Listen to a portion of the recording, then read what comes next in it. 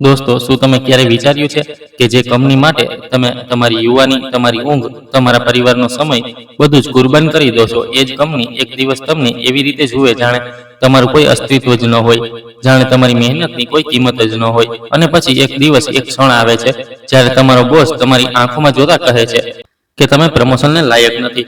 તે દિવસે એવું લાગે છે કે જાણે પગ નીચેથી જમીન સરકી ગઈ હોય, જાણે વર્ષોની વફાદારી એક ઝટકે બેઈમાની બની ગઈ હોય. પરંતુ દોસ્તો, આજે હું તમને મારી એ વાર્તા સંભળાવવા જઈ રહ્યો છું જે તે જ દિવસથી શરૂ થઈ હતી, જે દિવસે મેં નિર્ણય લીધો હતો કે હવે બસ બહુ થઈ ગયું, હવે હું વધારાનું કામ નહીં કરું. અને દોસ્તો, તે નિર્ણયના માત્ર 2 દિવસ પછી મારા ફોન પર 23 મિસ કોલ આવ્યા હતા. માત્ર 2 દિવસમાં 23 મિસ કોલ, અને તે બધા મારા બોસ તરફથી હતા. એ જ બોસ તરફથી જેણે મને 2 દિવસ પહેલા નકામો કહ્યો હતો. આખરે શું થયું હતું તે 2 દિવસમાં? કેમ મારો બોસ આટલો બેચેન થઈ ગયો હતો? અને શું મેં તે નોકરી છોડી દીધી કે પછી પાછો એ જ ઝાડમાં ફસાઈ ગયો? આ બધું જાણવા માટે આ વાર્તાને અંત સુધી સાંભળજો, કારણ કે તેમાં એવી વળાંક છે જે તમારી વિચારસરણીને બદલી નાખશે. તો ચાલો શરૂ કરીએ મારી વાર્તા. તે દિવસથી જ્યારે હું મારા બોસની કેબિનમાં ઊભો હતો અને મારી દુનિયા એક ઝટકે ઊંધી થઈ ગઈ હતી. તે દિવસની સવારમાં હું ખૂબ જ ખુશ હતો. દોસ્તો, સાચું કહું તો હું છેલ્લા ઘણા અઠવાડિયાથી ખુશ હતો, કારણ કે મને લાગી રહ્યું હતું કે હવે મારી મહેનતનું ફળ મળવાનું છે. હવે મને તે પ્રમોશન મળવાનું છે જેની હું છેલ્લા 3 વર્ષથી રાહ જોઈ રહ્યો હતો. મેં મારી પત્નીને પણ જણાવી દીધું હતું કે આ વખતે પાકું પ્રમોશન મળવાનું છે, અને અમે તો નાનકડો સેલિબ્રેશન પ્લાન પણ બનાવી લીધો હતો. મારી દીકરી માટે નવો સ્કૂલ બેગ લેવાનો હતો, મારી મમ્મી માટે સારી સાડી લેવાની હતી, અને ઘરમાં કેટલાક જરૂરી સામાન પણ લેવાનો હતો. બધું જ પ્લાન હતું દોસ્તો, બધું જ સેટ હતું. બસ એક ફોર્મ્યુલા મીટિંગ બાકી હતી જેમાં મને બોલાવવામાં આવ્યો હતો, અને હું વિચારી રહ્યો હતો કે બસ હવે તે લેટર મળી જશે, તે પ્રશંસા મળશે અને મારો પગાર પણ વધશે. પરંતુ દોસ્તો, જીવનમાં કંઈ પણ પ્લાન મુજબ થતું નથી, ખાસ કરીને ત્યારે જ્યારે તમે કોઈ બીજાની મરજી પર ચાલી રહ્યા હોવ. તે સવારે જ્યારે હું ઘરેથી નીકળ્યો હતો ત્યારે મારી મમ્મીએ મને પૂછ્યું હતું, બેટા, આજે તું બહુ ખુશ લાગે છે, શું વાત છે? અને મેં તેમને કહ્યું હતું, માં, આજે કદાચ મારી જિંદગી બદલાઈ જાય, આજે મને પ્રમોશન મળી શકે છે. માએ મારા માથા પર હાથ ફેરવ્યો અને કહ્યું હતું, ભગવાન કરે તારી મહેનત રંગ લાવે બેટા, પણ હા, એક વાત યાદ રાખજે કે ગમે તે થાય, તું તારી ઇજ્જત સાથે ક્યારેય સમાધાન ન કરતો. તે સમયે મને માની આ વાત સમજાઈ ન હતી, પરંતુ તે દિવસના અંત સુધીમાં મને તેનો અર્થ સંપૂર્ણપણે સમજાઈ ગયો હતો. હું ઓફિસ પહોંચ્યો તો બધું સામાન્ય હતું. લોકો પોતપોતાના કામમાં લાગેલા હતા. મારા મિત્ર વિક્રમે મને જોઈને અંગૂઠો બતાવ્યો અને કહ્યું, ઓલ ધ બેસ્ટ યાર, આજે તારો દિવસ છે. મેં પણ સ્મિત કરીને જવાબ આપ્યો અને મારી સીટ પર જઈને બેસી ગયો. પણ દોસ્તો, મારું દિલ ખૂબ ઝડપથી ધડકી રહ્યું હતું. હું ઘડિયાળ તરફ વારંવાર જોઈ રહ્યો હતો. મીટિંગ 11 વાગ્યે હતી અને હું આતુરતાથી રાહ જોઈ રહ્યો હતો. તે 2 કલાકમાં મેં કોઈ કામ ન કર્યું, બસ મારા લેપટોપની સ્ક્રીનને તાકતો રહ્યો અને મારા ભવિષ્ય વિશે વિચારતો રહ્યો. હું વિચારી રહ્યો હતો કે પ્રમોશન પછી મારી જિંદગી કેવી રીતે બદલાશે, કેવી રીતે હું મારા પરિવારને વધુ સારું જીવન આપી શકીશ, કેવી રીતે હું મારા માતા પિતાનું ધ્યાન રાખી શકીશ, કેવી રીતે હું મારી દીકરીને સારું શિક્ષણ આપી શકીશ, અને કેવી રીતે હું મારી પત્નીના સપના પૂરા કરી શકીશ. 11 વાગ્યે મારા ફોન પર એક મેસેજ આવ્યો અને તે મિસ્ટર વર્માના સેક્રેટરીનો હતો. તેમાં લખ્યું હતું કે તમે કેબિનમાં આવી શકો છો. મેં એક લાંબો શ્વાસ લીધો, મારી શર્ટ ઠીક કરી, મારા વાળ વ્યવસ્થિત કર્યા અને કેબિન તરફ ચાલવા લાગ્યો. દોસ્તો, તે વખતે મારા પગ ભારે થઈ રહ્યા હતા, પરંતુ મારું દિલ ખુશીથી ભરેલું હતું. હું તે કેબિનના દરવાજા પાસે પહોંચ્યો તો મેં જોયું કે અંદર મિસ્ટર વર્મા તેમની ખુરશી પર બેસીને કેટલીક ફાઇલો જોઈ રહ્યા હતા. તેમનો ચહેરો બિલકુલ સખત હતો, કોઈ ભાવ ન હતો, ન ખુશી ન ગમ, બસ એક ઠંડાપણું હતું જે મને અંદર સુધી ધ્રુજાવી ગયું. મેં દરવાજા પર ટકોર મારી અને અંદર જવાની પરવાનગી માંગી. તેમણે મારી તરફ જોયા વિના માત્ર હાથના ઈશારાથી મને અંદર બોલાવ્યો અને બેસવાનું કહ્યું. હું તેમની સામેની ખુરશી પર બેસી ગયો. પણ દોસ્તો, તે રૂમનું વાતાવરણ એટલું ભારે હતું કે શ્વાસ લેવો પણ મુશ્કેલ થઈ રહ્યો હતો. એર કન્ડિશનના અવાજ સિવાય કોઈ અવાજ ન હતો, બસ એક સન્નાટો હતો જે મારા કાનમાં ગૂંજી રહ્યો હતો. થોડી મિનિટો સુધી તેઓ તેમની ફાઇલો જોતા રહ્યા અને હું બસ તેમની રાહ જોતો રહ્યો. મારા હાથમાં પરસેવો આવી રહ્યો હતો, મારું ગળું સુકાઈ રહ્યું હતું અને મારું દિલ એટલી ઝડપથી ધડકી રહ્યું હતું કે મને લાગી રહ્યું હતું કે તે બહાર નીકળી આવશે. પછી તેમણે તેમની ફાઇલો બંધ કરી, તેમના ચશ્મા ઉતાર્યા, મેજ પર મૂક્યા અને મારી તરફ જોયું. તેમની નજર એટલી તેજ હતી કે હું તેમની આંખોમાં આંખ મિલાવી શકતો નહોતો, પરંતુ મેં હિંમત ભેગી કરી અને તેમની આંખોમાં જોયું. પછી તેઓ બોલ્યા, અરુણ, તું અહીં કેમ આવ્યો છે? મને તેમનો સવાલ સાંભળીને થોડું વિચિત્ર લાગ્યું, કારણ કે તેમણે જ તો મને બોલાવ્યો હતો. પણ મેં શાંતિથી જવાબ આપ્યો, સર, તમે જ તો બોલાવ્યો છે મીટિંગ માટે. તેમણે કહ્યું, હા, મીટિંગ, પણ શું તને ખબર છે કે આ મીટિંગ શેના વિશે છે? મેં થોડું વિચાર્યું અને પછી કહ્યું, સર, મને લાગ્યું કે આ મારા પરફોર્મન્સ રિવ્યૂ વિશે છે અને કદાચ પ્રમોશન વિશે પણ હોઈ શકે છે, કારણ કે છેલ્લા કેટલાક મહિનાઓથી મેં ખૂબ મહેનત કરી છે અને મને આશા હતી કે કદાચ આ વખતે મને મોકો મળી જાય. તેમણે મારી વાત સાંભળી અને પછી એક લાંબો શ્વાસ લીધો. દોસ્તો, તે શ્વાસ એવો હતો જેમ કોઈ કોઈને ખરાબ સમાચાર આપતા પહેલા લે છે અને મારું દિલ થળકી ગયું. મને લાગ્યું કે કંઈક ગડબડ છે, કંઈક તો બરાબર નથી. પછી મિસ્ટર વર્મા બોલવા લાગ્યા, અરુણ, જો તું એક સારો વર્કર છે એમાં કોઈ શંકા નથી. તું સમયસર તારું કામ કરે છે, તારી સમર્પણ ભાવના સારી છે, તારી ઈમાનદારીની હું પ્રશંસા કરું છું. પણ અરુણ, પ્રમોશન માત્ર કામ કરવાથી નથી મળતું. પ્રમોશન માટે બીજું ઘણું બધું જોઈએ.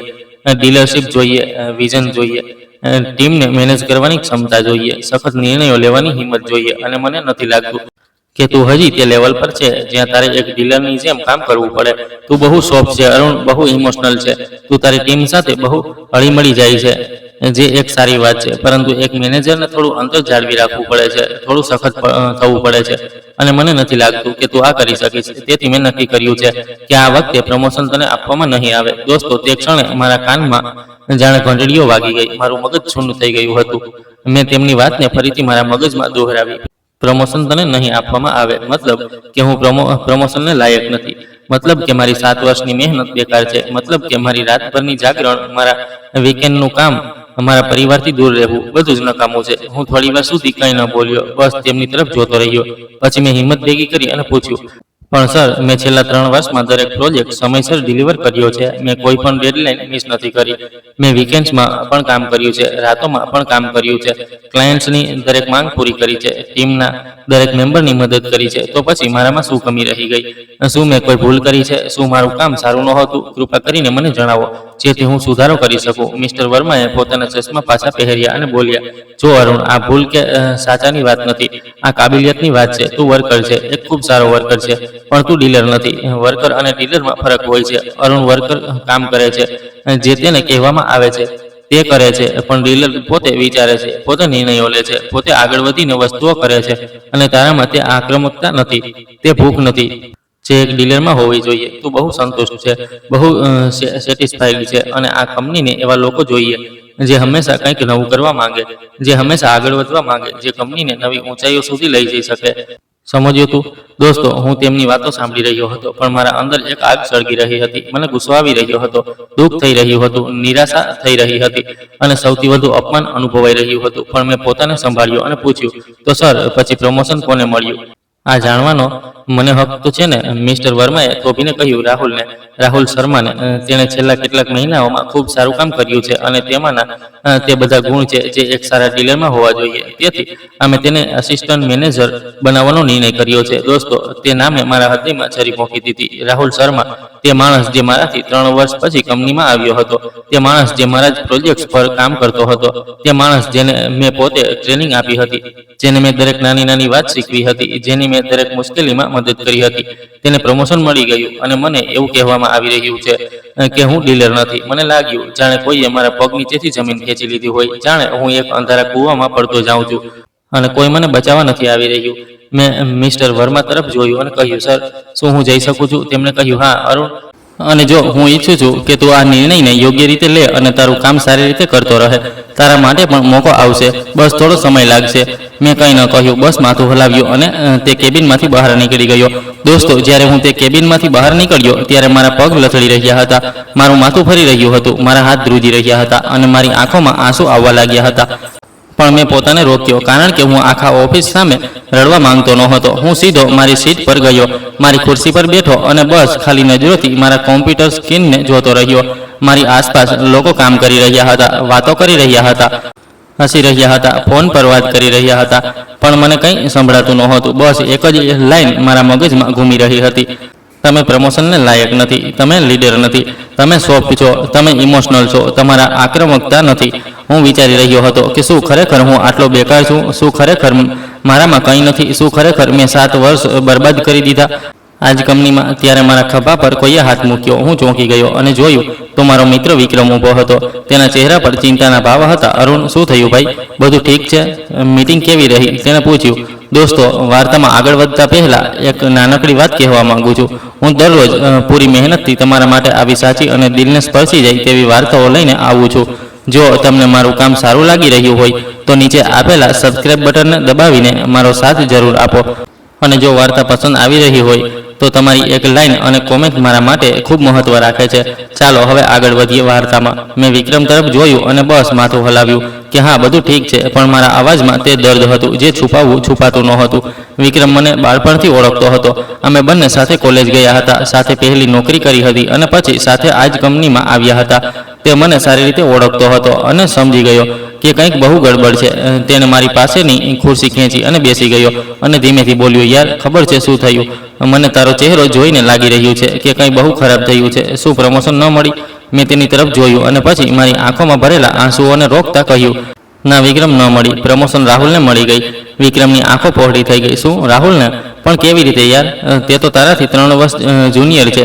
તેણે તો હજી સરખી રીતે કામ કરવાનું પણ નથી શીખ્યું અને તેને પ્રમોશન મળી ગઈ અને તને ન મળી? આ તો બહુ ખોટું છે યાર, બહુ ખોટું। મેં એક લાંબો શ્વાસ લીધો અને કહ્યું, વિક્રમ, મને કહેવામાં આવ્યું છે કે હું લીડર નથી, કે મારામાં આક્રમકતા નથી, કે હું બહુ સોફ્ટ છું, હું ઇમોશનલ છું અને તેથી હું પ્રમોશનને લાયક નથી। વિક્રમે ગુસ્સાથી મેજ પર હાથ માર્યો અને બોલ્યો, આ બધું બકવાસ છે યાર, પૂરી બકવાસ। તું આ કંપનીનો સૌથી મહેનતી માણસ છે। તે કેટલી રાતો જાગી છે કંપની માટે, કેટલાક વીકેન્ડ્સ બરબાદ કર્યા છે, કેટલીક વાર તારા પરિવારને અવગણ્યો છે માત્ર એટલા માટે કે કંપનીનું કામ પૂરું થઈ જાય। અને આજે એ જ કંપની તને કહી રહી છે કે તું લાયક નથી। આ કેવો ન્યાય છે અરુણ?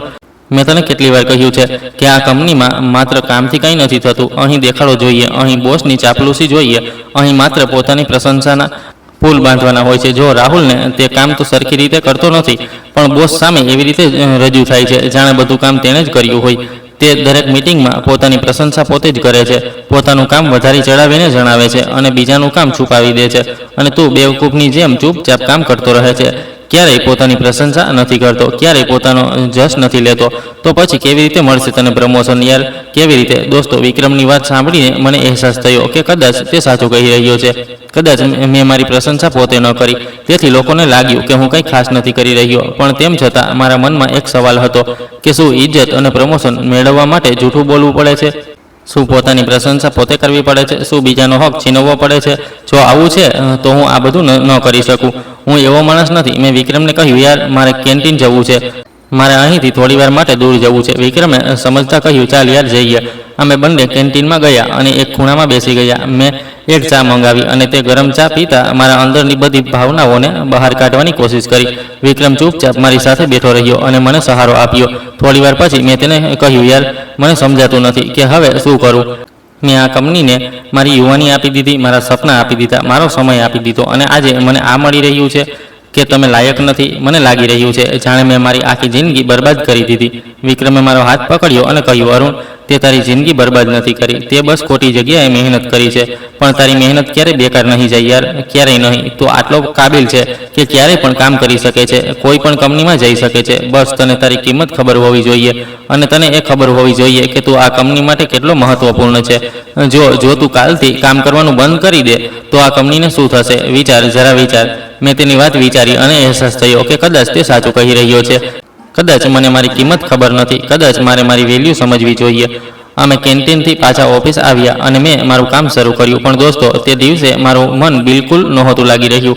હું બસ મશીનની જેમ કામ કરી રહ્યો હતો, વિના કોઈ જોશના, વિના કોઈ ઉત્સાહના। સાંજે જ્યારે હું ઘર માટે નીકળવા લાગ્યો તો મેં ઘડિયાળ જોઈ અને તે 5 વાગી ચૂક્યા હતા। દોસ્તો, 5 વાગ્યા અને આ મારા માટે બહુ મોટી વાત હતી, કારણ કે હું છેલ્લા 7 વર્ષમાં કદાચ ક્યારેય 5 વાગ્યે ઘરે ગયો હોય। સામાન્ય રીતે હું રાત્રે 8-9 વાગ્યા સુધી ઓફિસમાં રહેતો હતો, ક્યારેક તો 10-11 વાગ્યા સુધી પણ કામ કરતો હતો।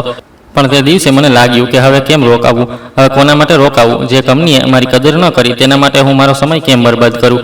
મેં મારો બેગ ઉઠાવ્યો, મારું લેપટોપ બંધ કર્યું અને ઓફિસથી બહાર નીકળી ગયો। લોકો મને જોઈને હેરાન થઈ રહ્યા હતા, કારણ કે તેમને આદત નહોતી કે અરુણ આટલો વહેલો જઈ રહ્યો છે। કેટલાક લોકોએ મને પૂછ્યું, અરુણ સર, શું થયું? તમે આટલી વહેલા જઈ રહ્યા છો, બધું ઠીક તો છે? પણ મેં બસ હસીને કહ્યું, હા બધું ઠીક છે, બસ આજે વહેલા જવું છે। જ્યારે હું ઘરે પહોંચ્યો તો મારી પત્ની પ્રિયા રસોઈ બનાવી રહી હતી। તેણે મને આટલી વહેલા જોયો તો ચોંકી ગઈ અને રસોઈમાંથી બહાર આવીને બોલી, અરુણ, તું આટલી વહેલા કેવી રીતે આવી ગયો? બધું ઠીક તો છે ઓફિસમાં? કોઈ પ્રોબ્લેમ તો નથી? તારી તબિયત તો ઠીક છે? મેં બસ હામાં માથું હલાવ્યું અને સીધો મારા રૂમમાં ચાલ્યો ગયો। હું પથારી પર સૂઈ ગયો અને છતને જોવા લાગ્યો. દોસ્તો, તે દિવસે મારા મગજમાં ઘણું બધું ચાલી રહ્યું હતું. ઘણા બધા સવાલો હતા, ઘણી બધી મૂંઝવણો હતી. હું વિચારી રહ્યો હતો કે શું ખરેખર હું આટલો બેકાર છું? શું ખરેખર મારામાં ડીલરશીપ નથી? શું ખરેખર મેં 7 વર્ષ બરબાદ કરી દીધા આ જ કંપનીમાં? શું મારે આ કંપની છોડી દેવી જોઈએ? શું મારે કોઈ બીજી નોકરી શોધવી જોઈએ કે પછી મારે અહીં જ રહીને વધુ મહેનત કરવી જોઈએ? ત્યારે પ્રિયા રૂમમાં આવી અને મારી પાસે બેસી ગઈ. તેણે મારો હાથ પકડ્યો અને કહ્યું, અરુણ, મને જણાવો શું થયું છે? હું તને ક્યારથી જોઈ રહી છું. તું પરેશાન છે, તું ઉદાસ છે. કંઈક તો વાત છે જે તને પરેશાન કરી રહી છે. પ્લીઝ મને જણાવો. કદાચ હું તારી કંઈક મદદ કરી શકું. મેં તેની તરફ જોયું અને તેની આંખોમાં એટલો પ્રેમ, એટલી પરવાહ હતી કે હું પોતાને રોકી ન શક્યો અને તેને બધું જ જણાવી દીધું કે કેવી રીતે મને પ્રમોશન ન મળી, કેવી રીતે મને કહેવામાં આવ્યું કે હું લીડર નથી, કે મારામાં આક્રમકતા નથી અને કેવી રીતે રાહુલને પ્રમોશન મળી ગઈ. પ્રિયાએ મારી આખી વાત સાંભળી અને પછી બોલી, અરુણ, હું તને ક્યારથી કહી રહી છું કે તું આ કંપનીમાં તારો જીવ કેમ હોમી રહ્યો છે? તું સવારે 7 વાગ્યે ઘરેથી નીકળી જાય છે અને રાત્રે 10 વાગ્યે ઘરે આવે છે. તને તારા બાળક સાથે વાત કરવાનો સમય નથી મળતો. તને તારા માતા પિતા સાથે વાત કરવાનો સમય નથી મળતો. તને પોતાને માટે સમય નથી મળતો. તને મારા માટે સમય નથી મળતો. અને આ બધું કોના માટે? એક એવી કંપની માટે જે તારી કદર જ નથી કરતી, જે તારી મહેનતને નથી જોતી, જે માત્ર દેખાવને જુએ છે. અરુણ, હું તને સાચું કહું છું કે તારી સાથે જે થયું તે બહુ ખોટું છે, પણ કદાચ આ તારા માટે એક આંખ ખોલનારો મોકો છે. કદાચ ભગવાન તને એ જણાવવા માંગે છે કે હવે બસ કર, હવે પોતાના વિશે વિચાર, પોતાની ફેમિલી વિશે વિચાર, પોતાની જિંદગી વિશે વિચાર. દોસ્તો, પ્રિયાની વાતો સાંભળીને મારી આંખોમાં આંસુ આવી ગયા અને હું રડી પડ્યો. હું બહુ વાર સુધી રડ્યો રહ્યો અને પ્રિયા બસ મારા માથા પર હાથ ફેરવતી રહી અને મને દિલાસો આપતી રહી. તે રાત્રે મને ઊંઘ ન આવી. હું બસ પડખા બદલતો રહ્યો અને વિચારતો રહ્યો કે હવે આગળ શું કરવું છે. સવારે જ્યારે હું ઉઠ્યો તો મારી મમ્મી મને જોયો અને પૂછ્યું, બેટા, તું ઠીક તો છે? તારો ચહેરો ઉતરી ગયેલો લાગે છે. શું થયું? કાલે મીટિંગ કેવી રહી? મેં તેમને બધું જણાવી દીધું અને માએ મારા માથા પર હાથ રાખીને કહ્યું, બેટા, જિંદગીમાં એવા વળાંકો આવે છે જ્યારે લાગે છે કે બધું જ ખતમ થઈ ગયું, પણ યાદ રાખજે, આ સમય પણ પસાર થઈ જશે અને તું ફરીથી ઊભો થઈશ. અને જે લોકો તને નીચો દેખાડવા માંગે છે તેમને તારી તાકાત દેખાશે. બસ તું તારી ઇજ્જત સાથે ક્યારેય સમાધાન ન કરતો બેટા, ક્યારેય નહીં. માની વાતોએ મને હિંમત આપી અને હું ઓફિસ માટે તૈયાર થઈ ગયો. બીજા દિવસે જ્યારે હું ઓફિસ ગયો તો બધું એવું જ હતું, પણ હું બદલાઈ ચૂક્યો હતો. મારા અંદર કંઈક તૂટી ચૂક્યું હતું. તે વિશ્વાસ, તે આશા, તે જોશ બધું જ ખતમ થઈ ચૂક્યું હતું. પણ તેની જગ્યાએ એક નવો જુસ્સો આવી ગયો હતો. એક નવી સમજણ આવી ગઈ હતી કે હવે મારે મારી કિંમત બનાવવી છે. હવે મારે મારી વેલ્યુ સમજવાની છે. મેં તે દિવસથી એક નિર્ણય લઈ લીધો હતો કે હવે હું વધારાનું કામ નહીં કરું. હવે હું માત્ર એટલું જ કામ કરીશ જેટલું મારી જોબ ડિસ્ક્રિપ્શનમાં લખ્યું છે. ન 1 મિનિટ વધારે, ન એક કામ વધારે. મેં મારી જાતને વચન આપ્યું કે હવે હું 5 વાગ્યે ઘરે જઈશ. ગમે તે થાય, ભલે ગમે તેટલું કામ બાકી હોય, ભલે કોઈ કંઈ પણ કહે. તે દિવસે પણ મેં બરાબર 5 વાગ્યે મારો બેગ ઉઠાવ્યો, મારું લેપટોપ બંધ કર્યું અને ઓફિસથી બહાર નીકળી ગયો. લોકો મને જોઈને ફરીથી હેરાન થઈ રહ્યા હતા. મારા ટીમ લીડ રાઘવે મને રોક્યો અને પૂછ્યું, અરુણ, શું થયું? તું ફરીથી વહેલા જઈ રહ્યો છે? આજે સાંજે એક ઇમ્પોર્ટન્ટ મીટિંગ છે ક્લાયન્ટ સાથે, તારે પણ એટેન્ડ કરવી પડશે. મેં શાંતિથી કહ્યું, રાઘવ, મારો ઓફિસ ટાઈમ પૂરો થઈ ગયો છે. જો મીટિંગ ઇમ્પોર્ટન્ટ છે તો તેને ઓફિસ ટાઈમમાં રાખવી જોઈતી હતી. હવે હું જઈ રહ્યો છું. રાઘવ હેરાન રહી ગયો અને બોલ્યો, પણ અરુણ, આ તો કંપનીનું કામ છે. આપણે ફ્લેક્સિબલ થવું પડે છે. મેં કહ્યું, રાઘવ, હું 7 વર્ષથી ફ્લેક્સિબલ છું. મેં 7 વર્ષ સુધી રાતો જગાડી છે, વીકેન્ડમાં કામ કર્યું છે અને મને શું મળ્યું? એ જણાવવામાં આવ્યું કે હું લીડર નથી, કે હું પ્રમોશનને લાયક નથી. તો હવે મેં નિર્ણય કર્યો છે કે હું માત્ર મારા ઓફિસ ટાઈમમાં કામ કરીશ. બાકીનો સમય મારો પોતાનો છે અને હું તેને મારા પરિવાર સાથે વિતાવીશ. આ કહીને હું ચાલ્યો ગયો અને રાઘવ ત્યાં જ ઊભો મને જોતો રહ્યો. ઘરે પહોંચીને મેં મારી દીકરી રિયાને ખોળામાં ઉઠાવી અને તેની સાથે રમવા લાગ્યો. દોસ્તો, છેલ્લા ઘણા મહિનાઓમાં મેં પહેલીવાર મારી દીકરી સાથે આટલો સમય વિતાવ્યો હતો અને તેની ખુશી જોઈને મને અહેસાસ થયો કે હું કેટલું બધું મિસ કરી રહ્યો હતો માત્ર એક નોકરી માટે. રિયાએ મને કહ્યું, પપ્પા, આજે તમે આટલા વહેલા કેવી રીતે આવી ગયા? તમે તો હંમેશા મોડા આવો છો. તેની માસૂમ વાત સાંભળીને મારું દિલ ભરાઈ આવ્યું અને મેં તેને કહ્યું, બેટા, હવે પપ્પા રોજ વહેલા આવશે અને તારી સાથે રમશે. પ્રિયાએ મારી તરફ જોયું અને સ્મિત કર્યું. તેની આંખોમાં ખુશી હતી કે આખરે તેનો પતિ તેની વાત સમજી ગયો છે. તે રાત્રે અમે બધાએ સાથે ડિનર કર્યું અને ખૂબ વાતો કરી. દોસ્તો, મને છેલ્લા વર્ષોમાં આટલો સુકૂન નહોતો મળ્યો જેટલો તે એક રાતમાં મળ્યો.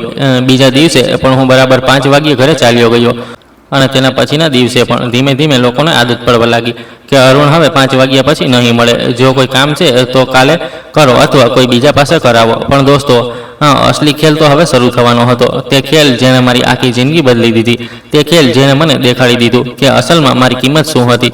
2 દિવસ પછી હું સવારે ઉઠ્યો તો મારો ફોન વાગી રહ્યો હતો. મેં ફોન ઉઠાવ્યો તો જોયું કે તેમાં 23 મિસ કોલ હતી. દોસ્તો 23 મિસ કોલ માત્ર 2 કલાકમાં, અને તે બધી કોની હતી? મારા બોસ મિસ્ટર વર્માની, HR મેનેજર પ્રીતિની, સિનિયર મેનેજર અનિલ સરની અને ટીમ લીડ રાઘવની. હું સમજી નહોતો શકતો કે આખરે મામલો શું છે. આટલા બધા મિસ કોલ આટલી વહેલી સવારે, કંઈક તો ગડબડ છે, કંઈક તો બહુ મોટું થયું છે. મેં હજી ફોન હાથમાં પકડ્યો જ હતો કે ફરીથી કોલ આવ્યો, આ વખતે મિસ્ટર વર્મા તરફથી.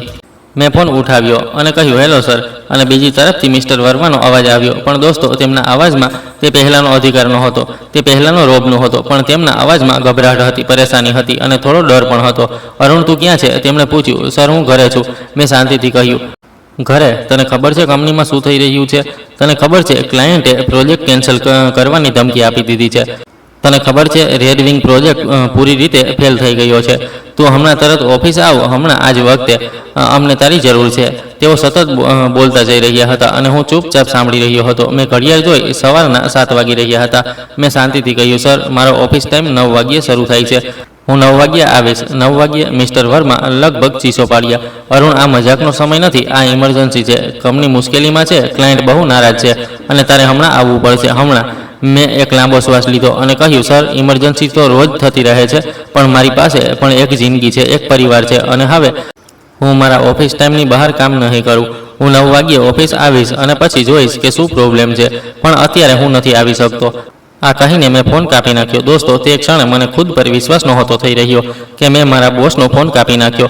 મેં તેમને ના પાડી દીધી, પણ અંદરથી એક અજીબ શાંતિ પણ હતી, એક અજીબ તાકાત પણ હતી. પ્રિયા મારી પાસે આવી અને બોલી, મેં સાંભળ્યું તે શું કહ્યું. સારું કર્યું, તે બહુ સારું કર્યું. હવે તેમને સમજાશે કે તારી વેલ્યુ શું છે, કે તારા વિના તેમનું કામ કેવી રીતે અટકી જાય છે. હું આરામથી તૈયાર થયો, નાસ્તો કર્યો, મારી દીકરીને સ્કૂલ માટે તૈયાર કરી અને પછી બરાબર 8:30 વાગ્યે ઘરેથી નીકળ્યો. હું 9 વાગ્યે ઓફિસ પહોંચ્યો તો આખું વાતાવરણ તણાવપૂર્ણ હતું. લોકો અહીં તહીં દોડી રહ્યા હતા, ફોન પર બૂમો પાડી રહ્યા હતા. કોન્ફરન્સ રૂમમાં મોટી મીટિંગ ચાલી રહી હતી અને બધા લોકો ખૂબ પરેશાન લાગી રહ્યા હતા. હું મારી સીટ પર ગયો અને મારું લેપટોપ ઓન કર્યું. ત્યારે જ વિક્રમ દોડતો મારી પાસે આવ્યો અને બોલ્યો, યાર, તું જાણે છે શું થઈ રહ્યું છે? રેડ વિંગ પ્રોજેક્ટમાં બહુ મોટી સમસ્યા આવી ગઈ છે. ક્લાયન્ટ આખો પ્રોજેક્ટ કેન્સલ કરવાની વાત કરી રહ્યો છે, અને સૌથી મોટી વાત એ છે કે રાહુલ, જેને તારી જગ્યાએ પ્રમોશન મળી હતી, તે આ પ્રોજેક્ટને હેન્ડલ નથી કરી શકતો. તેણે કંઈક એવી ભૂલો કરી છે કે ક્લાયન્ટ બિલકુલ નારાજ થઈ ગયો છે. તેણે ક્લાયન્ટનો ખોટો ડેટા મોકલી દીધો. તેણે કેટલાક એવા ફીચર્સ પ્રોમિસ કરી દીધા જે અમે ડિલિવર નથી કરી શકતા, અને હવે ક્લાયન્ટ કહી રહ્યો છે કે કાં તો અમે બધું ઠીક કરીએ અથવા તો તે કોન્ટ્રાક્ટ કેન્સલ કરી દેશે. અને જો તે કોન્ટ્રાક્ટ કેન્સલ થયો તો કંપનીને કરોડોનું નુકસાન થશે. અને સૌથી મજાની વાત એ છે યાર કે હવે બધા તને શોધી રહ્યા છે, કારણ કે આ પ્રોજેક્ટ તો તે જ શરૂ કર્યો હતો ને, તે જ ક્લાયન્ટને હેન્ડલ કર્યો હતો. તું જ બધી ડીલ્સ જાણે છે, અને હવે બધાને અહેસાસ થઈ રહ્યો છે કે અસલમાં કામ કોણ કરી રહ્યું હતું. દોસ્તો, મને સાંભળીને હેરાની ન થઈ, કારણ કે હું જાણતો હતો કે રેડ વિંગ પ્રોજેક્ટ ખૂબ કોમ્પ્લિકેટેડ હતો અને રાહુલ તેને સમજતો નહોતો. તે બસ દેખાડો કરતો હતો, બસ વાતો બનાવતો હતો, પણ અસલી કામ તો તેને આવડતું નહોતું. તે ટેકનિકલ વસ્તુઓ નહોતો સમજતો, તે ક્લાયન્ટની જરૂરિયાતો નહોતો સમજતો. અને હવે જ્યારે તેને લીડ કરવું પડ્યું તો તેની બધી કમીઓ બહાર આવી ગઈ. ત્યારે જ મારા લેપટોપ પર એક મેસેજ આવ્યો અને તે મિસ્ટર વર્માનો હતો, જેમાં લખ્યું હતું, Arun, my cabin now, it's urgent. મેં એક લાંબો શ્વાસ લીધો, મારી શર્ટ ઠીક કરી અને કેબિન તરફ ચાલી નીકળ્યો. પણ આ વખતે મારા પગ ભારે નહોતા, આ વખતે હું ગભરાયેલો નહોતો, આ વખતે મને ડર નહોતો લાગી રહ્યો, પણ હું શાંત હતો, બિલકુલ શાંત, કારણ કે મને ખબર હતી કે હવે મારી વેલ્યુ બધાને સમજાવવાની છે. કેબિનમાં મિસ્ટર વર્મા સિવાય HR મેનેજર પ્રીતિ, સિનિયર મેનેજર અનિલ સર અને રાહુલ પણ બેઠા હતા. રાહુલનો ચહેરો પૂરી રીતે ઉતરેલો હતો, તેની આંખો લાલ હતી, જાણે તે આખી રાત ન સૂતો હોય, અને તે નીચે જોઈ રહ્યો હતો, જાણે તેની હિંમત જ નહોતી થઈ રહી કોઈની સાથે આંખ મિલાવવાની. મિસ્ટર વર્માએ મને બેસવાનું કહ્યું અને હું બેસી ગયો. પછી તેમણે બોલવાનું શરૂ કર્યું, અરુણ, સૌથી પહેલાં તો હું તારી પાસે માફી માંગવા માંગુ છું કે અમે તને આટલી સવારે ડિસ્ટર્બ કર્યો, પણ સ્થિતિ બહુ ગંભીર છે અને અમને તારી મદદ જોઈએ છે. તને ખબર છે કે રેડ વિંગ પ્રોજેક્ટમાં શું થયું છે? રાહુલ કેટલીક ભૂલો કરી છે અને હવે ક્લાયન્ટ બહુ નારાજ છે. તે આખો પ્રોજેક્ટ કેન્સલ કરવા માંગે છે અને આ પ્રોજેક્ટ કંપની માટે બહુ જરૂરી છે. જો આ કેન્સલ થયો તો કંપનીને કરોડોનું નુકસાન થશે અને સાથે જ આપણી રેપ્યુટેશન પણ ખરાબ થશે. અને તું જાણે છે કે આ પ્રોજેક્ટને શરૂઆતથી તે જ હેન્ડલ કર્યો હતો. તું ક્લાયન્ટને સારી રીતે જાણે છે. તું પ્રોજેક્ટની દરેક ડિટેલ જાણે છે, તો હવે અમને તારી મદદ જોઈએ છે. અરુણ, પ્લીઝ તું આને સંભાળી લે, પ્લીઝ કંપનીને બચાવી લે. મને આ સાંભળીને હસવું આવી ગયું. દોસ્તો, સાચું કહું તો મને હસવું આવી ગયું. એક કડવું હાસ્ય, એક વ્યંગપૂર્ણ હાસ્ય. મેં મિસ્ટર વર્મા તરફ જોયું અને કહ્યું, સર, 2 દિવસ પહેલાં તમે મને કહ્યું હતું કે હું લીડર નથી, કે મારામાં વિઝન નથી, કે હું પ્રમોશનને લાયક નથી, કે મારામાં આક્રમકતા નથી, કે હું બહુ સોફ્ટ છું, બહુ ઇમોશનલ છું. તો હવે અચાનક હું તમને કેવી રીતે યાદ આવી ગયો? હું તો માત્ર એક વર્કર છું, માત્ર કામ કરનારો. તો પછી આટલી મોટી જવાબદારી મને કેમ આપવામાં આવી રહી છે? આ તો રાહુલને આપવી જોઈએ ને. તે તો લીડર છે ને, તેનામાં તો વિઝન છે ને, તેનામાં તો આક્રમકતા છે ને. તો પછી તે કેમ નથી સંભાળી રહ્યો આ પ્રોજેક્ટને? મારી વાત સાંભળીને આખા રૂમમાં સન્નાટો છવાઈ ગયો. રાહુલે એકવાર મારી તરફ જોયું અને પછી તરત નીચે જોવા લાગ્યો. મિસ્ટર વર્માના ચહેરા પર શરમજનકના ભાવ હતા.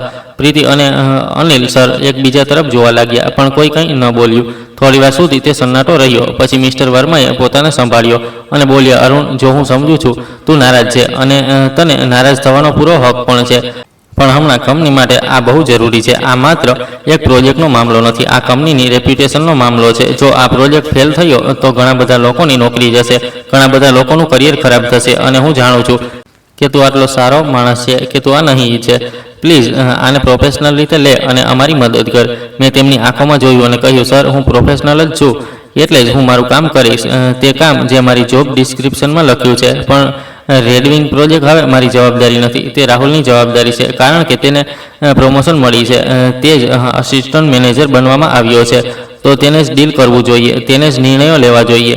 જો તમે ઈચ્છો છો કે હું આને સંભાળું તો મને અધિકારી રીતે તેની જવાબદારી આપવામાં આવે અને મારા પગારમાં પણ વધારો કરવામાં આવે, નહીંતર સોરી, હું આમાં સામેલ નથી થઈ શકતો. આ કહીને હું ઉઠવા લાગ્યો.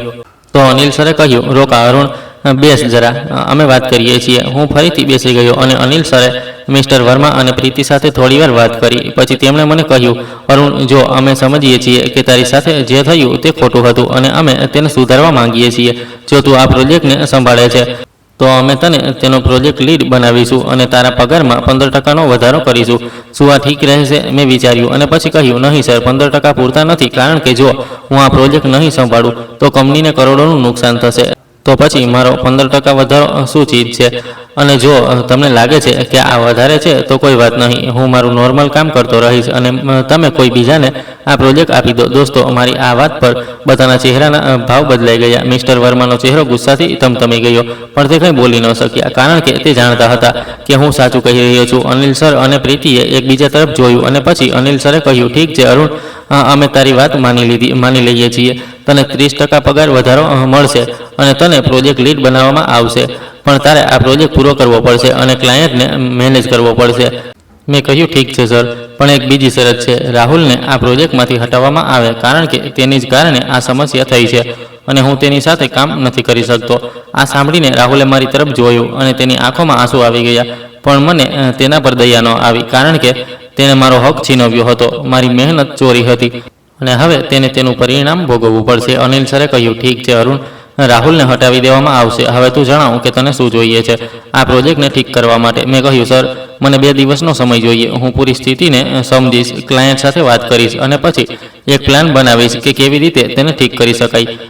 પણ એક વાત સ્પષ્ટ કરી દઉં કે હવે હું માત્ર મારા ઓફિસ ટાઈમમાં કામ કરીશ, હું રાતોમાં કામ નહીં કરું, વીકેન્ડ્સમાં કામ નહીં કરું. જો તમે ઈચ્છો છો કે હું વધારાનું કામ કરું તો તેના માટે મને ઓવરટાઈમ મળવો જોઈએ. અનિલ સરે કહ્યું, ઠીક છે અરુણ, તારી જે પણ શરતો છે તે માની લેવામાં આવશે, બસ તું આ પ્રોજેક્ટને બચાવી લે. દોસ્તો, તે ક્ષણે મને જે ખુશી થઈ તે વ્યક્ત કરી શકાતી નથી.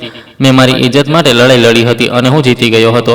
મેં હા કહ્યું અને મીટિંગ પૂરી થઈ ગઈ. જ્યારે હું બોર્ડ રૂમમાંથી બહાર નીકળ્યો તો આખા ઓફિસમાં આ વાતની ચર્ચા થઈ રહી હતી કે અરુણને પ્રોજેક્ટ લીડ બનાવવામાં આવ્યો છે અને તેના પગારમાં 30%નો વધારો થયો છે. લોકો મને અભિનંદન આપવા લાગ્યા, મારી સાથે હાથ મિલાવવા લાગ્યા. વિક્રમે મને ગળે લગાવ્યો અને બોલ્યો, યાર, તે કમાલ કરી દીધું, સાચે જ કમાલ કરી દીધું. મેં હંમેશા કહ્યું હતું ને કે તું બહુ કાબિલ છે, બસ તને તારી કિંમત ખબર નહોતી, પણ હવે ખબર પડી ગઈ ને. હવે બધાને ખબર પડી ગઈ કે અસલમાં કોણ કામ કરે છે અને કોણ માત્ર દેખાડો કરે છે.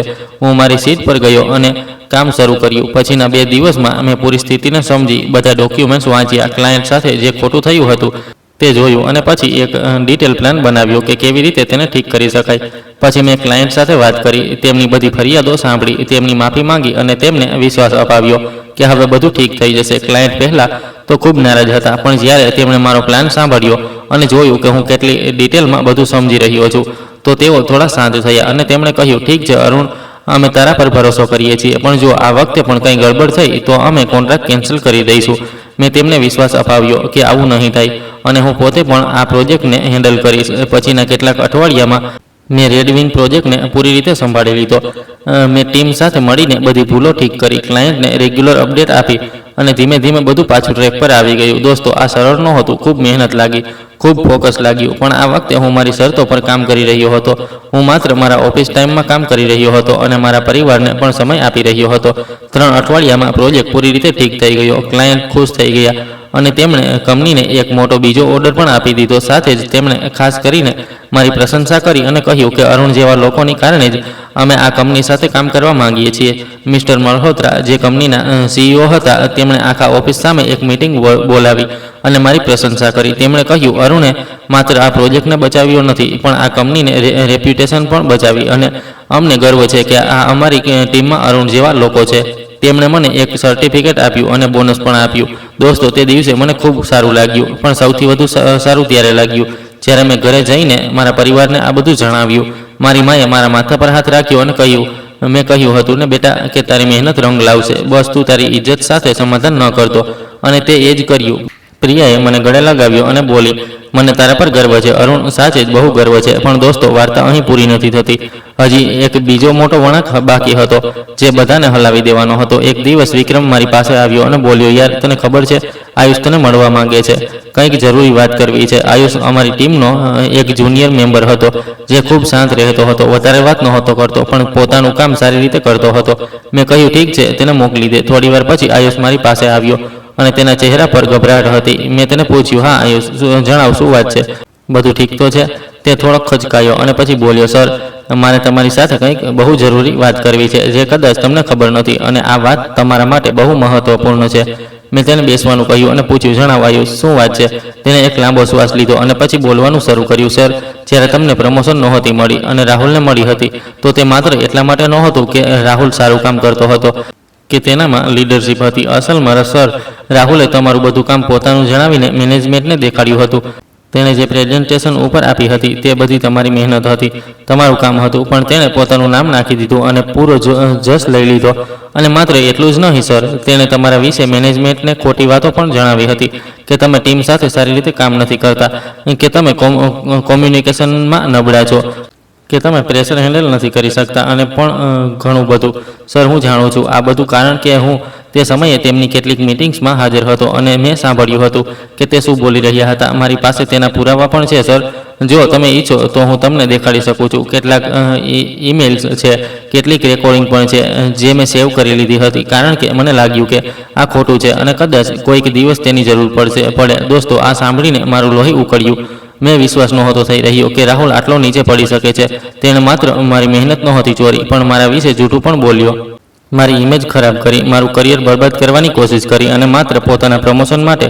મેં આયુષને કહ્યું, હા, મને બધા પુરાવા જોઈએ હમણાં જ. આયુષે પોતાનું લેપટોપ ખોલ્યું અને મને કેટલાક ઈમેલ્સ દેખાડ્યા જેમાં રાહુલે મારા પ્રોજેક્ટ રિપોર્ટને કોપી કર્યા હતા અને પોતાનું નામ લગાવીને મિસ્ટર વર્મા અને મેનેજમેન્ટને મોકલ્યા હતા. કેટલીક રેકોર્ડિંગ પણ હતી જેમાં રાહુલ મિસ્ટર વર્મા સાથે મારા વિશે ખોટી વાતો કરી રહ્યો હતો, કે હું ટીમ પ્લેયર નથી, કે હું માત્ર મારા કામથી મતલબ રાખું છું અને ટીમને મદદ નથી કરતો. દોસ્તો, મેં તે બધું જોયું અને સાંભળ્યું અને મારો ગુસ્સો સાતમા આસમાન પર હતો, પણ મેં પોતાને કાબૂમાં રાખ્યો, કારણ કે મને ખબર હતી કે હવે મારે ઠંડા દિમાગથી વિચારવાનું છે અને યોગ્ય રીતે તેને હેન્ડલ કરવાનું છે. મેં આયુષને કહ્યું, થેન્ક યુ આયુષ, તે બહુ મોટું કામ કર્યું છે અને તારી આ ઈમાનદારી માટે હું તારો આભારી છું. હું આ પુરાવાઓનો યોગ્ય જગ્યાએ ઉપયોગ કરીશ અને તને મારું વચન છે કે આ વાત માટે તને કોઈ પરેશાની નહીં થાય. હું તારું ધ્યાન રાખીશ. આયુષે રાહતનો શ્વાસ લીધો અને બોલ્યો, સર, મને લાગતું હતું કે આ બહુ ખોટું છે અને હું ચૂપ નહોતો રહી શકતો. તમે હંમેશા બધાની મદદ કરો છો, બધા સાથે સારી રીતે વર્તો છો, અને તમારી સાથે જે થયું તે બિલકુલ યોગ્ય નહોતું. એટલે જ મેં વિચાર્યું કે મારે તમને સાચું કહેવું જોઈએ. બીજા દિવસે મેં મિસ્ટર મલ્હોત્રા સાથે એપોઇન્ટમેન્ટ લીધું અને તેમની સાથે એક પ્રાઇવેટ મીટિંગ માંગણી કરી. મેં તેમને કહ્યું કે મારે કેટલીક બહુ જરૂરી વાતો શેર કરવાની છે જે કંપની અને મેનેજમેન્ટ માટે મહત્વપૂર્ણ છે. મિસ્ટર મલ્હોત્રાએ મને તેમની કેબિનમાં બોલાવ્યો અને સાથે મિસ્ટર વર્મા, HR મેનેજર પ્રીતિ, અને કેટલાક સિનિયર બોર્ડ મેમ્બર્સને પણ બોલાવ્યા. મીટિંગમાં મેં બધા પુરાવાઓ રજૂ કર્યા. તે ઈમેલ્સ જેમાં રાહુલે મારું કામ ચોર્યું હતું, તે રેકોર્ડિંગ જેમાં રાહુલ મારા વિશે ખોટી વાતો બોલી રહ્યો હતો, અને તે બીજા ડોક્યુમેન્ટ્સ જે આયુષે મને આપ્યા હતા. જ્યારે તે બધા લોકોએ તે જોયું અને સાંભળ્યું તો બધાના ચહેરા પીળા પડી ગયા. મિસ્ટર વર્માનો ચહેરો શરમથી ઝૂકી ગયો, કારણ કે તેમણે જ તો રાહુલની વાતો પર વિશ્વાસ કર્યો હતો અને મને પ્રમોશન નહોતી આપી. પ્રીતિ અને બીજા મેમ્બર્સ પણ હેરાન હતા કે કેવી રીતે રાહુલે આટલો મોટો દગો આપ્યો. મિસ્ટર મલ્હોત્રાનો ગુસ્સો જોવા જેવો હતો. તેમનો ચહેરો લાલ થઈ ગયો હતો અને તેઓ ખૂબ ગુસ્સામાં હતા. તેમણે તરત રાહુલને બોલાવ્યો અને જ્યારે રાહુલ આવ્યો તો તેની સામે બધા પુરાવા મૂકી દીધા. રાહુલ પાસે કોઈ જવાબ નહોતો, કોઈ સફાઈ નહોતી. તે બસ માથું ઝુકાવીને ઊભો હતો અને તેની આંખોમાં આંસુ આવી ગયા હતા. મિસ્ટર મલ્હોત્રાએ તેને સખ્તાઈથી પૂછ્યું, રાહુલ, શું આ સાચું છે કે તે અરુણનું કામ ચોર્યું? શું આ સાચું છે કે તે તેના વિશે જૂઠું બોલ્યો અને તેની ઇમેજ ખરાબ કરવાની કોશિશ કરી? રાહુલ કંઈ બોલી ન શક્યો. બસ તેણે ધીમેથી માથું હલાવ્યું કે હા, સાચું છે. મિસ્ટર મલ્હોત્રાએ કહ્યું, રાહુલ, તે માત્ર અરુણ સાથે દગો નથી કર્યો, તે આખી કંપની સાથે દગો કર્યો. તને જે પ્રમોશન મળી હતી તે જૂઠના પાયા પર હતી. તે કંપનીની નીતિઓનું ઉલ્લંઘન કર્યું. તે ઈમાનદારીથી કામ ન કર્યું. અને સૌથી ખરાબ વાત એ કે તે એક સારા માણસનું કરિયર બરબાદ કરવાની કોશિશ કરી, જે તારી જ મદદ કરતો હતો, જેણે તને બધું શીખવ્યું. અને હવે તારે તેની સજા ભોગવવી પડશે. તારી પ્રમોશન આજ વખતે કેન્સલ કરવામાં આવે છે. તારો પગાર જૂના લેવલ પર પાછો કરવામાં આવે છે અને તને કંપનીમાંથી તરત કાઢી મૂકવામાં આવે છે. અને હા, તને કોઈ એક્સપિરિયન્સ લેટર પણ નહીં મળે, કારણ કે તે છેતરપિંડી કરી છે. દોસ્તો, તે ક્ષણે રાહુલનો ચહેરો જોવા જેવો હતો. તે રડવા લાગ્યો અને માફી માંગવા લાગ્યો. તેણે કહ્યું, સર, પ્લીઝ મને એક મોકો આપી દો. મારાથી ભૂલ થઈ ગઈ. હું સોરી છું. પ્લીઝ મને ન કાઢો. પણ મિસ્ટર મલ્હોત્રાએ સખ્તાઈથી કહ્યું, નહીં રાહુલ, તારે જે કરવાનું હતું તે કરી લીધું. હવે તારે તેનું પરિણામ ભોગવવું પડશે. સિક્યુરિટીને બોલાવવામાં આવી અને રાહુલને તરત ઓફિસમાંથી બહાર કરી દેવામાં આવ્યો. આખા ઓફિસમાં આ વાતની ચર્ચા ફેલાઈ ગઈ કે રાહુલને છેતરપિંડી માટે કાઢી મૂકવામાં આવ્યો છે. મિસ્ટર મલ્હોત્રાએ મારી તરફ જોયું અને કહ્યું, અરુણ, હું તારી પાસે માફી માંગુ છું. અમે તારી કદર ન કરી, અમે તારી મહેનતને ન ઓળખી અને તારી સાથે બહુ ખરાબ કર્યું. પણ હવે હું તને તે આપવા માંગુ છું જે તને મળવું જોઈતું હતું. તને અસિસ્ટન્ટ મેનેજર બનાવવામાં આવે છે અને તારા પગારમાં બીજા 15%નો વધારો કરવામાં આવે છે. સાથે જ તને એક બોનસ પણ આપવામાં આવશે. તે 3 વર્ષ માટે, જ્યારે તને પ્રમોશન મળવી જોઈતી હતી પણ ન મળી. દોસ્તો, મને ખુશી થઈ, પણ એટલી નહીં જેટલી મને મારી ઇજ્જત પાછી મળવાની ખુશી થઈ. મેં મિસ્ટર મલ્હોત્રાને થેન્ક યુ કહ્યું અને મીટિંગ પૂરી થઈ ગઈ. પણ દોસ્તો, હવે મારા મગજમાં એક બીજો સવાલ આવી રહ્યો હતો કે શું મારે આ કંપનીમાં રહેવું જોઈએ જેણે મારી કદર ન કરી જ્યાં સુધી મુશ્કેલી ન આવી? શું મારે તે જગ્યાએ કામ કરવું જોઈએ જ્યાં માત્ર દેખાડો ચાલે છે અને અસલી મહેનતની કદર નથી થતી? પછીના કેટલાક અઠવાડિયામાં વસ્તુઓ થોડી બદલાઈ. મિસ્ટર વર્માનો વ્યવહાર મારી તરફ થોડો વિચિત્ર થઈ ગયો હતો. તેઓ મારી સાથે વાત તો કરતા હતા, પણ તેમની આંખોમાં તે જૂનો અધિકાર નહોતો રહ્યો. કદાચ તેમને લાગી રહ્યું હતું કે મેં તેમને નીચા દેખાડ્યા છે, અથવા પછી તેમને પોતાની ભૂલનો અહેસાસ થઈ રહ્યો હતો. તેઓ મારાથી બચવાની કોશિશ કરતા હતા અને મીટિંગમાં પણ ઓછામાં ઓછી વાત કરતા હતા. એક દિવસ મને એક ઈમેલ આવ્યો એક મોટી મલ્ટીનેશનલ કંપની તરફથી જે અમારા ફિલ્ડમાં કામ કરતી હતી. તેમણે મને મેનેજરની પોઝિશન માટે ઇન્ટરવ્યૂની ઓફર આપી હતી. સાથે જ તેમણે જણાવ્યું કે પગાર મારા હાલના પગારથી 50% વધારે હશે. વર્ક લાઈફ બેલેન્સ પણ ખૂબ સારું હશે. મેં પ્રિયા સાથે વાત કરી અને તેણે કહ્યું, અરુણ, હવે નિર્ણય તારો છે, પણ મને લાગે છે કે જે કંપનીએ તારી કદર ન કરી, જ્યાં સુધી મુશ્કેલી ન આવી ત્યાં રહેવાનો શું ફાયદો? હા, તેમણે પછીથી તને ઇજ્જત આપી, પણ તે માત્ર એટલા માટે કારણ કે તેમને તારી જરૂર હતી. હવે તને એક સારો મોકો મળી રહ્યો છે, એક એવી જગ્યા જ્યાં કદાચ શરૂઆતથી જ તારી કદર હશે, તો તારે તે મોકો લેવો જોઈએ. મેં થોડા દિવસ વિચાર્યું. મેં મારા દોસ્તો સાથે વાત કરી, મારા માતા પિતા સાથે વાત કરી અને પછી નિર્ણય લઈ લીધો. હું તે નવી કંપનીનો ઇન્ટરવ્યૂ આપવા ગયો અને દોસ્તો, તે ઇન્ટરવ્યૂ ખૂબ સારો રહ્યો. તેમણે મારી મહેનતને વખાણી, મારા અનુભવને મૂલ્ય આપ્યું અને મને તે ઓફર આપી દીધી જે મારા માટે ખૂબ સારી હતી. મેં તે ઓફર સ્વીકારી લીધી અને પછી મારી જૂની કંપનીમાં રાજીનામું આપી દીધું. જ્યારે મિસ્ટર મલ્હોત્રાને ખબર પડી તો તેમણે મને તેમની કેબિનમાં બોલાવ્યો અને મને રોકવાની કોશિશ કરી. તેમણે કહ્યું, અરુણ, પ્લીઝ ન જઈશ. અમે તને વધુ સારો ઓફર આપીશું, વધારે પગાર આપીશું, તને જે પણ જોઈએ તે આપીશું. તું તું કંપની ન છોડ. પણ મેં વિનમ્રતાથી ના પાડી દીધી અને કહ્યું, સર, હું તમારો અને આ કંપનીનો આભાર માનું છું કે અહીં મેં ઘણું બધું શીખ્યું, ઘણો અનુભવ મળ્યો. પણ હવે હું એક નવી શરૂઆત કરવા માંગુ છું, એક એવી જગ્યા જ્યાં મને શરૂઆતથી જ મારી કદર મળે, ન કે કોઈ મુશ્કેલી પછી, જ્યાં મારી મહેનતને ઓળખવામાં આવે, ન કે માત્ર દેખાવાને, અને સૌથી જરૂરી વાત, જ્યાં વર્ક લાઈફ બેલેન્સ હોય. જે હું મારા પરિવારને પણ સમય આપી શકું. મિસ્ટર મલ્હોત્રા સમજી ગયા કે હવે હું મારો નિર્ણય નહીં બદલું. તેમણે મને શુભેચ્છાઓ આપી અને કહ્યું, અરુણ, તું જ્યાં પણ જઈશ સફળ થઈશ, કારણ કે તારા મતે ઈમાનદારી છે. તે મહેનત છે જે આજકાલ ઓછી જોવા મળે છે. મારા છેલ્લા દિવસે ઓફિસમાં મારી ટીમે મારા માટે એક નાનકડી ફેરવેલ પાર્ટી રાખી. વિક્રમ, આયુષ અને બાકીના બધા લોકોએ મને વિદાય આપી અને કહ્યું કે તું અમારા માટે હંમેશા એક રોલ મોડલ રહીશ, એક પ્રેરણા રહીશ. વિક્રમે મને કહ્યું, યાર, તે જે કર્યું તે બહુ ઓછા લોકો કરી શકે છે.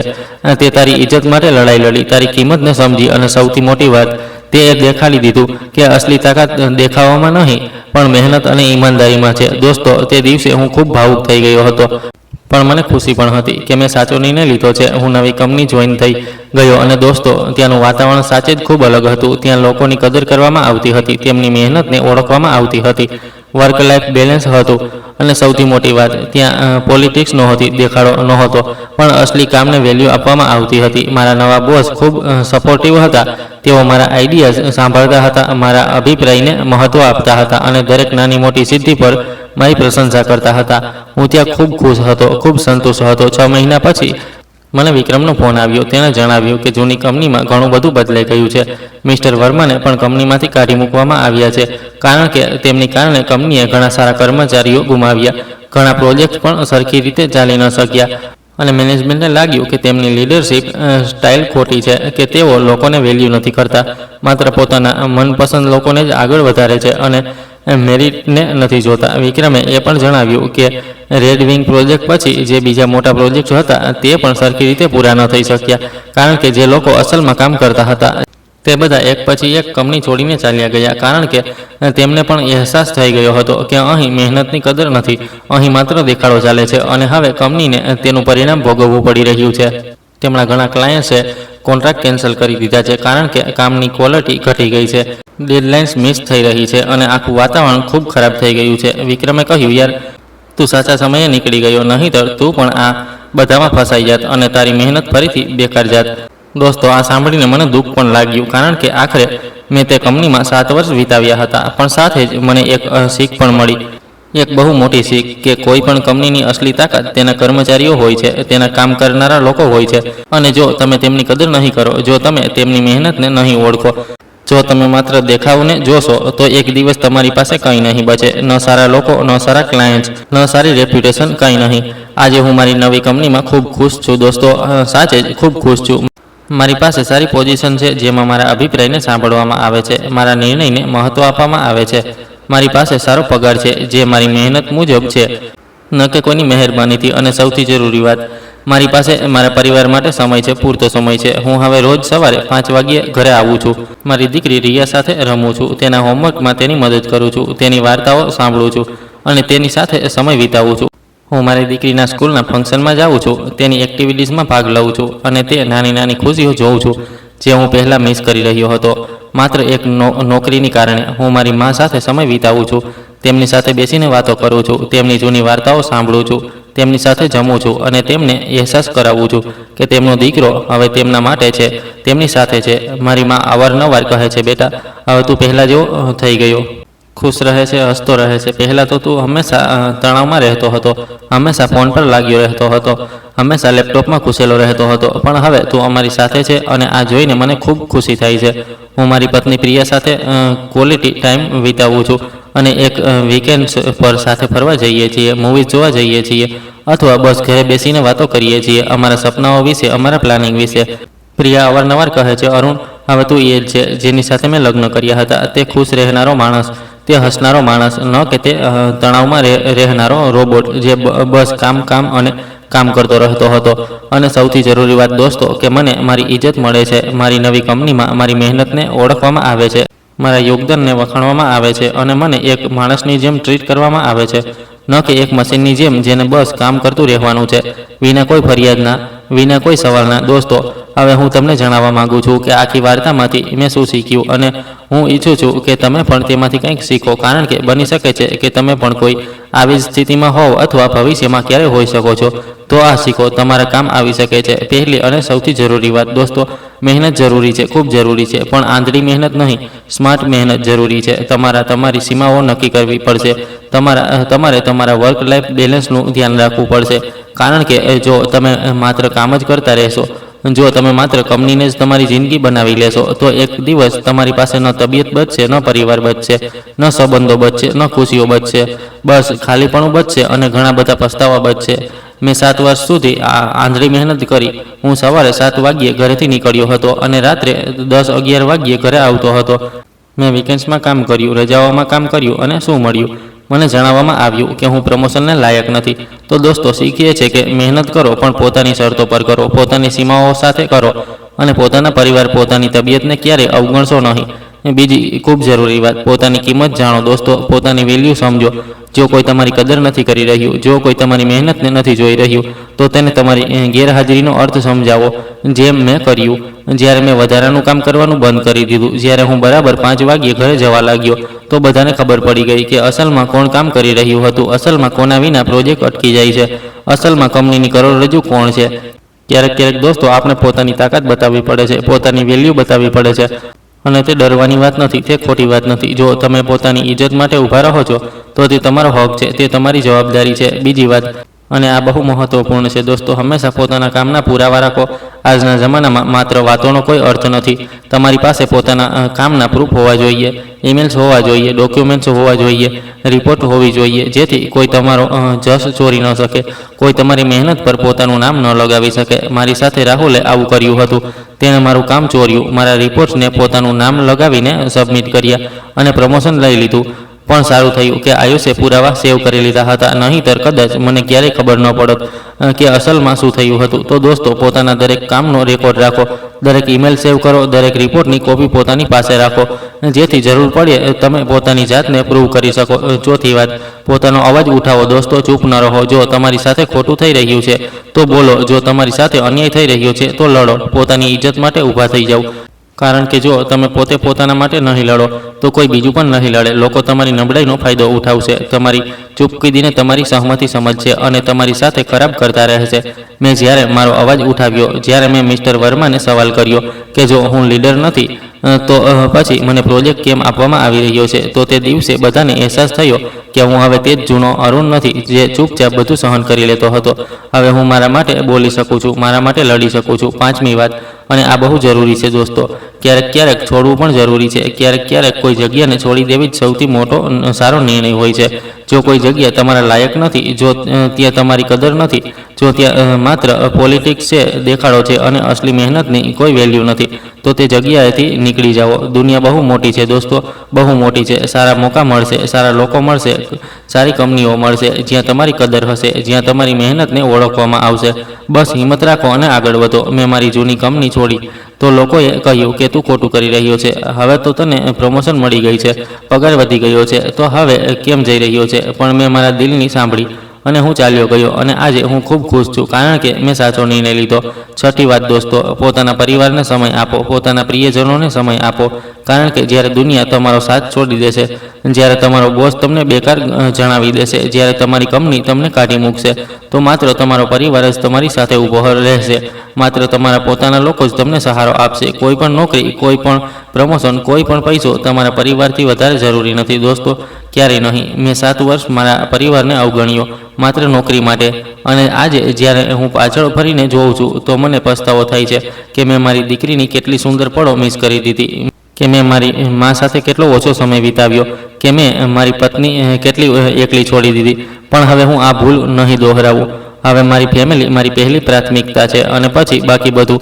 7મી વાત, ઈમાનદારી અને મહેનત ક્યારેય બેકાર નથી જતી દોસ્તો, ક્યારેય નથી જતી. ભલે તમને લાગે કે તમારી મહેનતનું કોઈ ફળ નથી મળી રહ્યું, ભલે તમને લાગે કે બીજા લોકો જે દેખાડો કરી રહ્યા છે તે આગળ વધી રહ્યા છે અને તમે પાછળ રહી ગયા છો, પણ વિશ્વાસ કરો, એક દિવસ સત્ય સામે આવે છે, એક દિવસ અસલી મહેનતની કદર થાય છે. રાહુલે દેખાડો કરીને પ્રમોશન લઈ લીધી, પણ જ્યારે અસલી ટેસ્ટ આવ્યો, જ્યારે તેને કામ કરવું પડ્યું, તો તે ફેલ થઈ ગયો અને તેની બધી પોલ ખુલી ગઈ. પણ મારી મહેનત, મારી ઈમાનદારીએ મને આખરે ઇજ્જત અપાવી, મને મારો હક અપાવ્યો. 8મી વાત દોસ્તો, નેટવર્કિંગ જરૂરી છે. સારા લોકો સાથે સંબંધો બનાવો. વિક્રમ અને આયુષ જેવા લોકો મારી સાથે હતા, જેમણે મારો સાથ આપ્યો, મારી મદદ કરી. જો તેઓ ન હોત તો કદાચ હું આટલી જલ્દી સત્ય ન જાણી શકત. તો તમારા સહકર્મીઓ સાથે સારા સંબંધો બનાવો, ઈમાનદાર લોકોની ઓળખ કરો અને તેમની સાથે રહો, કારણ કે મુશ્કેલ સમયમાં આ લોકો જ તમારા કામ આવે છે. 9મી વાત, તમારા કરિયરમાં માત્ર એક જ કંપની કે એક જ જગ્યાએ અટકી ન રહો. નવા મોકાઓ માટે હંમેશા તૈયાર રહો. નવી વસ્તુઓ શીખતા રહો. તમારી સ્કિલ્સને અપડેટ કરતા રહો, જેથી જ્યારે પણ જરૂર હોય તમે કોઈ પણ જગ્યાએ કામ કરી શકો. હું જો માત્ર મારી જૂની કંપની પર નિર્ભર રહેતો તો કદાચ આજે પણ ત્યાં જ ફસાયેલો હોત, પણ મેં મારી સ્કિલ્સને અપડેટ રાખી, નેટવર્કિંગ કરી અને જ્યારે મોકો આવ્યો તો હું એક સારી જગ્યાએ જવા માટે તૈયાર હતો. 10મી અને છેલ્લી વાત દોસ્તો, પોતા પર ભરોસો રાખો. પોતાની કાબિલિયત પર વિશ્વાસ રાખો. જ્યારે મને જણાવવામાં આવ્યું કે હું લીડર નથી, તો એક ક્ષણ માટે મને પણ શંકા થઈ હતી કે કદાચ સાચે જ મારામાં કંઈક કમી છે, પણ પછી મેં પોતા પર ભરોસો રાખ્યો. મેં મારી કાબિલિયતને ઓળખી અને તે જ ભરોસાએ મને તાકાત આપી કે હું મારા માટે ઊભો રહી શકું. જો તમે પોતા પર ભરોસો નહીં કરો તો કોઈ બીજું પણ નહીં કરે. તો દોસ્તો, આ હતી મારી વાર્તા અને આ હતી તે શીખ જે મેં આ આખા અનુભવમાંથી મેળવી. આજે જ્યારે હું પાછળ ફરીને જોઉં છું તો મને લાગે છે કે જે કંઈ પણ થયું તે સારા માટે જ થયું. જો મને તે ધક્કો ન લાગત, જો મને તે અપમાન ન સહન કરવું પડત, તો કદાચ હું આજે પણ એ જ જગ્યાએ ફસાયેલો હોત, તે જ ઝેરીલા માહોલમાં, તે જ ખોટા સિસ્ટમમાં જ્યાં દેખાડો ચાલે છે અને અસલી મહેનતની કોઈ કદર નથી થતી. પણ તે ધક્કાએ મને જગાડી દીધો અને અહેસાસ કરાવી દીધો કે મારી કિંમત શું છે, કે હું કોઈના રહેમ પર નહીં પણ મારી કાબિલિયતની કારણે અહીં છું અને હું કોઈ પણ જગ્યાએ કામ કરી શકું છું જ્યાં મારી કદર હોય. આજે હું એક સારો માણસ છું, એક સારો પિતા છું, એક સારો દીકરો છું, એક સારો પતિ છું અને એક સારો પ્રોફેશનલ પણ છું, કારણ કે હવે હું મારી શરતો પર કામ કરું છું, મારી સીમાઓ સાથે કામ કરું છું અને મારી ઇજ્જત સાથે કામ કરું છું. દોસ્તો, હું તમને એક છેલ્લી વાત કહેવા માંગુ છું. જો તમે પણ કોઈ આવી સ્થિતિમાં છો જ્યાં તમારી કદર નથી થઈ રહી, જ્યાં તમારી મહેનતને નથી જોવામાં આવી રહી, જ્યાં માત્ર દેખાડો ચાલી રહ્યો છે, તો પ્લીઝ ખુદ માટે ઊભા થઈ જાઓ, પોતાનો અવાજ ઉઠાવો, પોતાની કિંમત સમજો અને જો જરૂર હોય તો તે જગ્યાને છોડવાથી ડરો નહીં, કારણ કે તમે જેટલું વિચારો છો તેનાથી ક્યાંય વધારે કાબિલ છો, તમે જેટલું સમજો છો તેનાથી ક્યાંય વધારે તાકાતવર છો. બસ તમારે પોતાની જાત પર ભરોસો કરવાનો છે, પોતાની તાકાતને ઓળખવાની છે અને પછી જુઓ કે દુનિયા તમને કેવી રીતે સલામ કરે છે. યાદ રાખો દોસ્તો, જે તમને હળવાશમાં લે, જે તમારી કદર ન કરે, તેને તમારી ગેરહાજરીનો અર્થ સમજાવવો પડે છે અને જ્યારે તે સમજે છે ત્યારે બહુ મોડું થઈ ચૂક્યું હોય છે. એટલે પોતાની ઇજ્જત, પોતાના આત્મસન્માન સાથે ક્યારેય સમાધાન ન કરો, ગમે તે થાય. હવે હું તમારી પાસે જાણવા માંગુ છું દોસ્તો કે તમને મારી વાર્તા કેવી લાગી. શું તમારી સાથે પણ ક્યારે આવું કંઈ થયું છે? શું તમે પણ ક્યારે તમારી નોકરીમાં એવું મહેસૂસ કર્યું છે કે તમારી કદર નથી થઈ રહી, કે તમારી મહેનતને નથી જોવામાં આવી રહી, કે માત્ર દેખાડો કરનારા લોકો આગળ વધી રહ્યા છે? જો હા, તો તમે શું કર્યું? તમે કેવી રીતે હેન્ડલ કરી તે સ્થિતિને? શું તમે પોતાને અવાજ ઉઠાવ્યો કે પછી ચૂપ રહી ગયા? પ્લીઝ મને કોમેન્ટમાં જરૂર જણાવો, કારણ કે તમારી વાર્તાઓ બીજા લોકોને પણ પ્રેરણા આપી શકે છે, તેમને પણ હિંમત આપી શકે છે. અને એ પણ જણાવજો દોસ્તો કે તમે આ વાર્તા ભારતના કયા શહેરથી સાંભળી રહ્યા છો. મને જાણીને ખૂબ ખુશી થશે કે મારા દર્શકો ક્યાંથી છે, કઈ જગ્યાએથી મારો અવાજ પહોંચી રહ્યો છે. અને જો તમે કોઈ બીજા દેશમાંથી સાંભળી રહ્યા છો તો તે પણ જરૂર જણાવજો, મને બહુ સારું લાગશે આ જાણીને. અને દોસ્તો, જો તમને આ વાર્તા પસંદ આવી હોય, જો તમને તેમાં કોઈ શીખ મળી હોય, જો તમને લાગે છે કે આ વાર્તા બીજા લોકો માટે પણ ફાયદાકારક હોઈ શકે છે, તો પ્લીઝ આ વિડીયોને લાઇક કરો, શેર કરો તમારા દોસ્તો સાથે, તમારા પરિવાર સાથે, તમારા સહકર્મીઓ સાથે, કારણ કે બની શકે છે કે કોઈને આ વાર્તાની જરૂર હોય, કોઈને આનાથી હિંમત મળે, કોઈને આનાથી પ્રેરણા મળે કે તે પણ પોતાના માટે ઊભો થઈ શકે, પોતાની ઇજ્જત માટે લડી શકે. અને હા દોસ્તો, જો તમે હજી સુધી મારી ચેનલને સબસ્ક્રાઈબ નથી કરી તો પ્લીઝ સબસ્ક્રાઈબ કરી લો અને બેલ આઇકનને પણ દબાવી દો, જેથી જ્યારે પણ હું કોઈ નવી વાર્તા લઈને આવું, કોઈ નવો અનુભવ લઈને આવું, તો તમને સૌથી પહેલાં નોટિફિકેશન મળી જાય અને તમે તેને જોઈ શકો, સાંભળી શકો. હું દરરોજ તમારા માટે આવી જ સાચી વાર્તાઓ લઈને આવું છું, જે જિંદગી સાથે જોડાયેલી હોય છે, જેમાંથી આપણને કંઈક ને કંઈક શીખવા મળે છે, જે આપણને પ્રેરણા આપે છે, જે આપણને હિંમત આપે છે અને જે આપણને જણાવે છે કે જિંદગીમાં મુશ્કેલીઓ આવે છે પણ તેમની સામે લડવું પણ જરૂરી છે, પોતાના માટે ઊભા રહેવું પણ જરૂરી છે. આ વાર્તાઓ માત્ર મનોરંજન માટે નથી, પણ તે આપણને જિંદગીના અસલી પાસાઓથી પરિચિત કરાવે છે, આપણને શીખવે છે કે કેવી રીતે આપણે આપણી પરેશાનીઓનો સામનો કરી શકીએ છીએ, કેવી રીતે આપણે આપણી જિંદગીને સારી બનાવી શકીએ છીએ। તો દોસ્તો હવે હું આ વાર્તાને અહીં જ સમાપ્ત કરું છું। મળીએ આગલી વાર્તામાં એક નવા પાત્ર સાથે, એક નવી સફર સાથે, એક નવા અનુભવ સાથે, જે કદાચ તમારી જિંદગીમાં પણ કંઈક બદલાવ લાવી શકે, તમને પણ કંઈક વિચારવા પર મજબૂર કરી શકે। ત્યાં સુધી તમે ખુશ રહો, સ્વસ્થ રહો, પોતાનું ધ્યાન રાખો, તમારા પરિવારનું ધ્યાન રાખો, અને હા, સૌથી જરૂરી વાત, પોતાની કિંમત જાણો, પોતાની ઇજ્જતની હિફાજત કરો, કારણ કે આ દુનિયામાં તમારાથી વધારે કોઈ નથી જાણતું કે તમે કેટલા કાબિલ છો, કેટલા તાકાતવર છો અને કેટલા લાયક છો। યાદ રાખો દોસ્તો કે તમારી મહેનત ક્યારેય બેકાર નથી જતી। ભલે તેને ઓળખવામાં સમય લાગી જાય, ભલે તમને રાહ જોવી પડે, પણ એક દિવસ સત્ય સામે આવે છે, એક દિવસ તમારી મહેનતનું ફળ મળે છે।